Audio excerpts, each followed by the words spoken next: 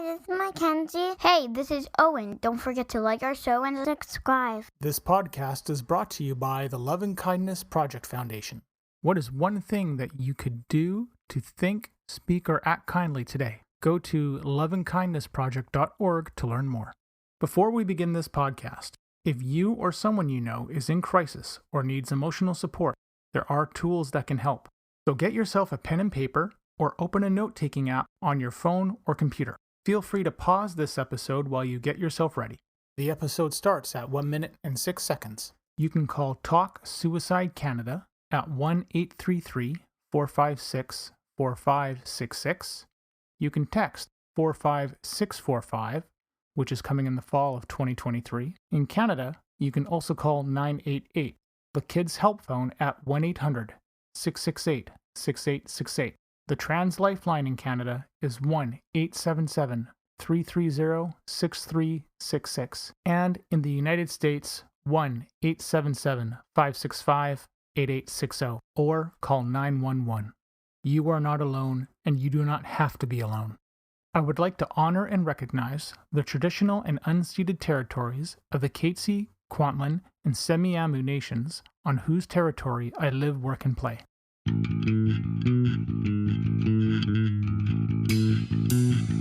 Welcome to We Are the ADHD Family Podcast. This podcast is meant to chronicle our journey with ADHD, autism, and other discoveries along the way. I reach out to advocates, experts, individuals, and other families that want to raise their voices and empower those on their journey. My name is Mark Smeets, and I am passionate about removing barriers for others through creating connections and building on strengths and practical problem solving. I am married to Siobhan, a parent to 2 wonderful kids, and all of us have ADHD. I want you to feel like you have power and hope. And now, into the episode. So the other week I came downstairs and I'd asked the kids to get ready. So I yell from upstairs and I say, "Hey, are you guys dressed?" And both the kids answer yes. Fantastic. So come downstairs and I notice that Owen's in his underwear. He's got socks in his hands and he has no other clothes. And I don't know how he thought, he just turns to me and he goes, "But I have socks on." Like, they're on your hands, son. This is not dressed. Welcome to a new episode of We Are the ADHD Family and the Advocateurs. Well, in the previous episode, I was talking about the reaction that I received my wife and I received when we tell people, "Hey, our son's autistic," or "I have ADHD," whether it's to friends, families, other people that come along, just that reaction. And quite honestly, I'm stunned by the range of responses that I received, or that we've received rather. And I didn't understand why until some self-reflection later on, and now I understand why I was hurt. People just don't know how awesome both of our kids are. And so in that episode, I shared some stories of just some of the amazing things that we've been able to do with my son, with our son, and with our daughter, just not having the pressure to be that rock star or rocket scientist or the president of something or other, that she is free to be who she is. One thing that I don't think people understand is that a diagnosis really is the key required to get any sort of help or assistance. I think there needs to be a bit of a reworking on that phrasing, but it's not just to get any help or assistance. It's really about helping us build our kids to be the amazing people that they can be. And I think as parents, we see that, disability or no disability. But these things get viewed as a label. And again, I believe I referenced the scarlet letter hanging around somebody's neck. And that's not the case with this. So in this episode, I decided to reach out to other parents, and I wanted to ask them basically 7 questions about their experience to see, were there any similarities, differences, how they felt, what they did to react when they found themselves in such similar situations than my wife and I did. I am very grateful that my 3 guests were willing to share their experiences and be so open. All of us hope that you don't feel alone when it happens to you, and that you can respond in a strengths-based and kind way to educate somebody, and you can show them how amazing your kids are. Let's get into the guests and hear their story. And I'd like to welcome Mary to the episode of We Are the ADHD Family. And Mary, tell me a little bit about yourself. Hi, Mark. Thanks for having me. I have a 9-year-old son that has autism and ADHD, and he also has a diagnosis of generalized anxiety disorder. I'm home a lot. I'm self-employed, so my schedule's somewhat flexible. So it makes it easy, like, running him around to wherever he needs to go. When you've told somebody that your child has a disability, do you use the specific terminology, or you just say disability, or does it depend on the situation? I think my general preference has always been to use the specific terminology, which in our case is to say that my child has ADHD and autism. More kids are getting diagnosed these days, so people are becoming aware of the terminology, but they may not know what it really means. When people are observing my son's behavior, he usually looks really hyperactive and quite often doing negative things. So people will think he's a bad kid and that we're bad parents. So I think it's important to try and educate the people you're talking to. Sometimes I'll mention that he has high functioning autism, especially when I'm signing him up for things like extracurriculars. And I do this because I feel like the terminology kind of lets the person know that his symptoms are less severe from a cognitive delay standpoint and more to do with his behaviors. See, and that's interesting because I was told the other week about my son, where the person, he just goes, "Oh, your son must be high functioning." I'm like, "What? No, like, you can't. That's not what you say to somebody." But that's its own story. But like high functioning it was removed from the DSM eons ago for the fact that it just didn't really paint the picture. It's like, if you're autistic, you're autistic. But I think the point that you're bringing up is that you get that stereotype of what somebody is. And if you were to look at something like hand flapping, that kind of self-regulation piece, it's not hurting anybody. Or those kind of things that stim, the stims that some people do, that doesn't hurt anybody. It's just somebody's way of staying calm, or their body's natural reaction. Yeah. So it's you're trying to, actually, that's not, I guess it's really, if I'm understanding this right, you're just trying to let them know, kind of based on the situation where you're at, and not to necessarily make any assumptions. And that's why you use that phrase for the most part. I use this terminology because I've actually had people say to me that my son doesn't look like he has autism.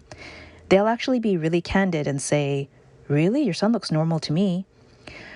I do realize that some people might take offense with the term high functioning, but for me, my intention is really just to let people know that he does have autism and that autism doesn't have a specific sort of look.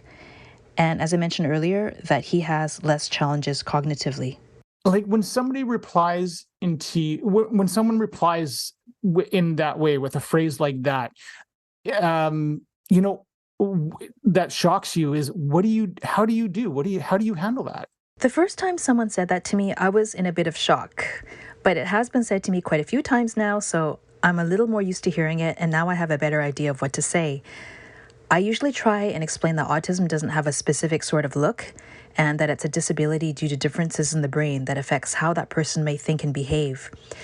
I tend to go a little deeper by saying what my son has challenges with, because I think providing people with examples helps them understand it more.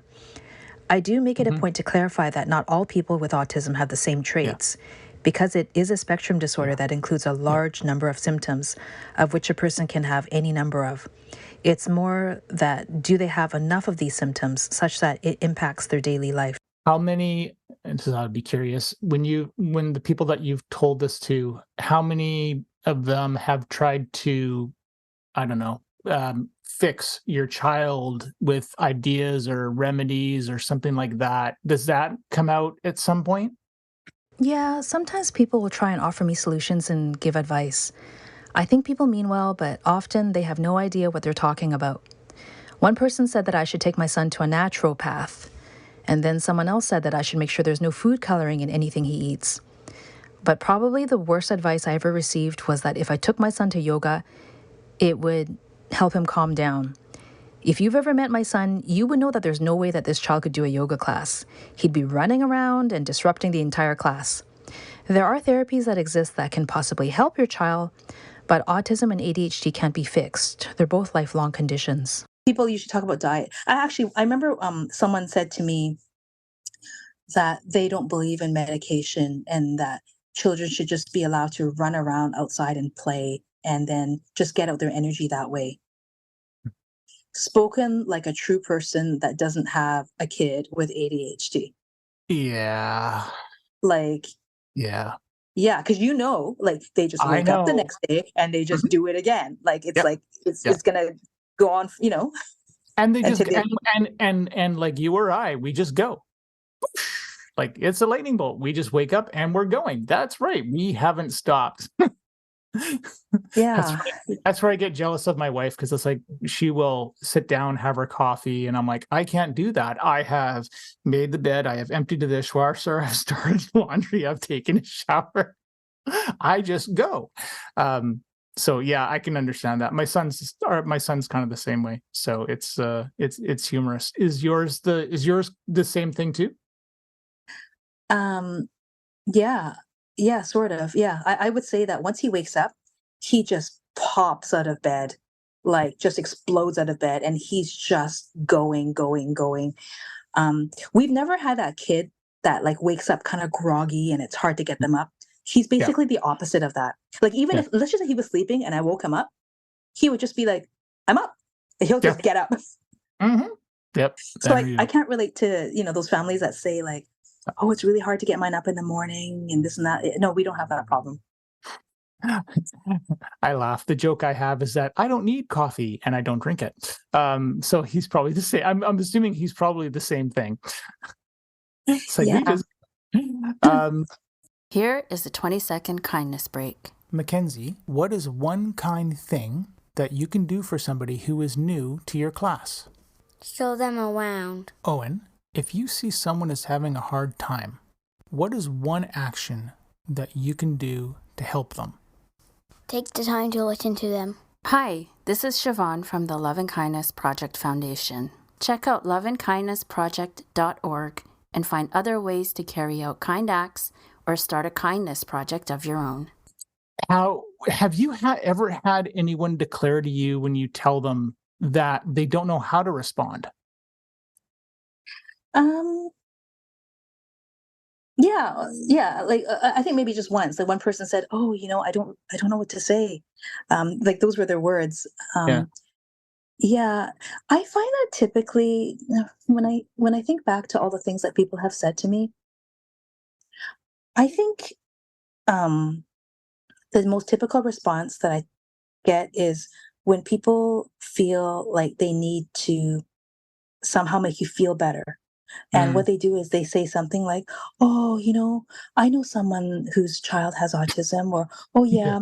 yeah, my son has like someone with autism in his class." Like, you know, because they don't know what to say. So they're trying to find something to say where they can, where it seems like they're empathizing with you, Yeah. but they can't really. Yeah. Yeah. Um, What do you want to hear people say when you disclose? you know, um, recently, I was at a family gathering and I saw someone there, I hadn't seen in a long time. She became a clinical counselor. Mm. And when I told her, I said, "Oh, by the way, I found out that, my son has ADHD and autism." And she kind of looked at me very kindly and she basically said, "Oh," she goes, and how are things? Like, how are things going?" And I actually really like that Mm. because it wasn't judgmental where she was trying to like empathize with me or try to make me feel better. She was just basically asking like, yeah, oh, okay. Like, so how is it going for you? Like, how are things? And she's letting me dictate whether I say like, Yeah. it's, it's really hard or it's going well. Like she's giving me the option. Yeah. Instead of like, sometimes I feel like people's responses are typically leaning towards like, oh, I'm sorry for you. Like, poor you. It must be hard. Yeah. Yeah. I've gotten the sorries before. I Yeah, me had too. yeah, I'm just like, what are you sorry for? But it's because it's interesting with us because since we did get the diagnosis and all that, I was excited and it's like, yay, I've got something, we've got it figured out and we're not, we're at least we have this definition that we've been wondering about for 9 years, or 5 additional years rather. But I think the last question I want to ask you is tell me about your son. Oh, okay. Well, he's very happy, outgoing, and he loves talking to people. He's quick thinking, and surprisingly, he is a strong self advocate. If he feels like he's been treated unfairly, he will tell the person and expect some sort of resolution. It doesn't matter if it's an adult or a child. If nothing gets resolved or if he's ignored, he will go to the next person in the chain of command and voice his concerns. And he will continue to do this until it gets resolved. This surprises us because most kids would be nervous talking to adults, yet these are the things that he has been doing at school. When I think of my son, the image that comes to my mind is a bright sunshine. He's happy, bright, and a very loving person. And a sun kind of encapsulates all of that to me. He does have his challenges. His major challenge is social. Making friends has been really tough for him. He has difficulty recognizing social cues and responding in ways that people would usually expect. We have him in social skills programs to try and help with this. Actually, it's pretty funny. We've put him in many different extracurricular activities over the years to try and figure out what he likes to do. He's always had a good attitude about trying new things, but recently he told me, do not sign me up for anything that has a ball. If it has a ball in it, I don't want to do it. I was surprised because we had him try indoor hockey and soccer. I've watched him in both and I thought he did pretty well, yet he knew he just didn't want to do them anymore. And that's probably because it requires teamwork, which is not his forte. He wants to be the leader and in control of all play activities. And this is one of the reasons it's really hard for him to build friendships. That's really cool. Thank you for telling me about him. Because he sounds just awesome. Some days, on the good days, it's pretty awesome. On the not so good days, it's very taxing. Yes, I totally understand that piece of it completely. I trust me, I do. But like one thing I have to say is that I would never change him because I love, like, despite all his challenges, I just love the way that he's different. I love that about him. I love his originality and his intelligence and his quirkiness and just the way his thought process works. It's very different. He's very solutions oriented, and I find that oftentimes his solutions are quite ingenious and not ones that I would come up with in that way. It's because of the way that his brain works. I love that. Is there anything else that you want to add or say? I think it's really important for us to educate people about autism and ADHD when people ask questions. Even if they don't really seem that interested, it's better for them to know because there's more and more kids getting diagnosed. And the more that people learn about it, the better. Cool. Well, thank you, Mary. Thank you for sharing your story and thank you for sharing just such amazing answers. And I really appreciate it. And I hope that this can help, break down some barriers and some stigmas. And somebody who's listening to this who doesn't know now has another point of view to consider. No problem. Thank you for having me. Thank you. I hope you enjoyed the thoughts and conversation we just had with our guest. I have split up the conversations into 3 separate episodes since we had 3 guests, so I hope you're going to check out the other stories and hear about their lived experiences. If you want the full version, though, please consider becoming a subscriber. Thank you for listening to our show. If you're hearing this message, you've reached the end of the episode, and for that, I want to say thank you. I hope you have enjoyed what you've heard and are walking away with newfound knowledge. We are the ADHD family. See you soon for a new episode. I have 3 things to ask of you. Number 1, if you have any comments, questions, or guest ideas, please leave a comment on the Facebook page. Number 2, please leave us a review on Apple Podcasts or Spotify. It helps people find us. And number 3, if you want to be a guest on the show or know someone who would make a great guest, contact me through our Facebook page. This podcast is open to everyone. You don't need to be an expert, just passionate and want to see change. The opinions expressed by the host and guest are not associated with any employer or organization unless otherwise stated.